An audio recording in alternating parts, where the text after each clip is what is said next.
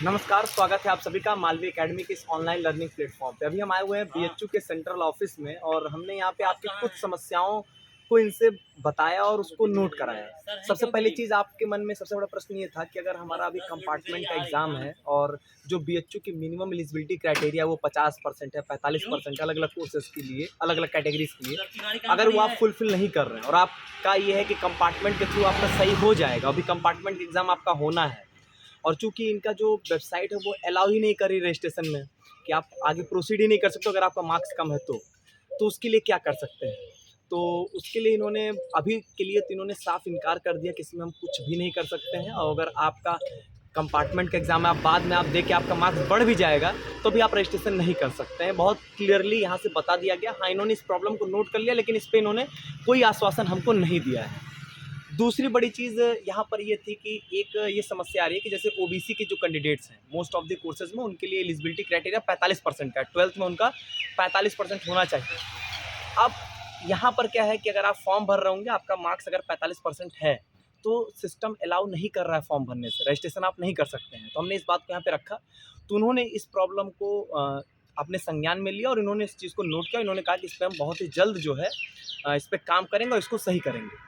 तो इस चीज़ के लिए उन्होंने पूरा आश्वासन दिया। एक और सबसे बड़ी समस्या कि bhu-online.in पे 3 लाइन बहुत साफ स्पष्ट लिखी गई है कि अगर आपने सीयूटी के एप्लीकेशन फॉर्म में बीएचयू ऑप्ट किया था तभी आप बीएचयू का रजिस्ट्रेशन करवा सकते हैं।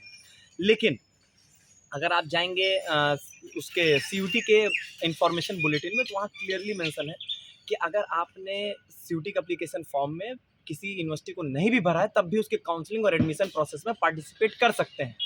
अब ये दोनों बातें एक दूसरे को कंट्राडिक्ट कर रही हैं। हमने ये बात इनके सामने रखा, लेकिन इस बात को एग्जामिनेशन कंट्रोलर की तरफ से एक्सेप्ट ही नहीं किया जा रहा है। इन्होंने कहा कि हम कोई बाध्य नहीं है, हम सीयूटी के इन्फॉर्मेशन बुलेटिन की बातों को मानने के लिए हम कोई बाध्य नहीं है। हमने इनको पूरी बातों को बहुत अच्छे से समझाया। इन्होंने लास्टली ये किया कि उस प्रॉब्लम को नोट किया, लेकिन उस पर भी हमको बहुत क्लियर आश्वासन नहीं दिया गया है।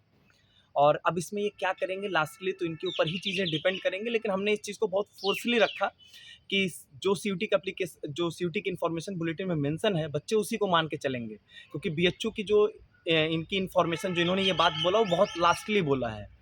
तो अब इसमें देखते हैं क्या हो सकता है। इसमें मैं एक बात ये ज़रूर ऐड करूँगा कि पिछली बार 2022 में क्या हुआ था कि जब रिज़ल्ट आया था उसके बाद यूनिवर्सिटी ऐड करने का एक बार और ऑप्शन दिया गया था। तो अगर वो ऑप्शन दिया जाएगा रिज़ल्ट आने के बाद तो भी आपकी प्रॉब्लम सॉल्व हो जाएगी। लेकिन अभी फ़िलहाल बीएचयू की तरफ से क्लियरली बोला गया कि हम जो खुद लिखे हम उसको मानेंगे, जो सीयूटी के इन्फॉर्मेशन बुलेटिन में हम उसको नहीं मानने वाले हैं। बहुत स्पष्ट तौर पे इन्होंने बोला है, बस इन्होंने प्रॉब्लम को नोट कर लिया है। अब इस पे क्या होगा, हम लोग आगे फिर इनसे आके मिलेंगे, बात करेंगे। जैसा ये बताएँगे हम आपको इन्फॉर्मेशन दे देंगे। बहुत-बहुत धन्यवाद।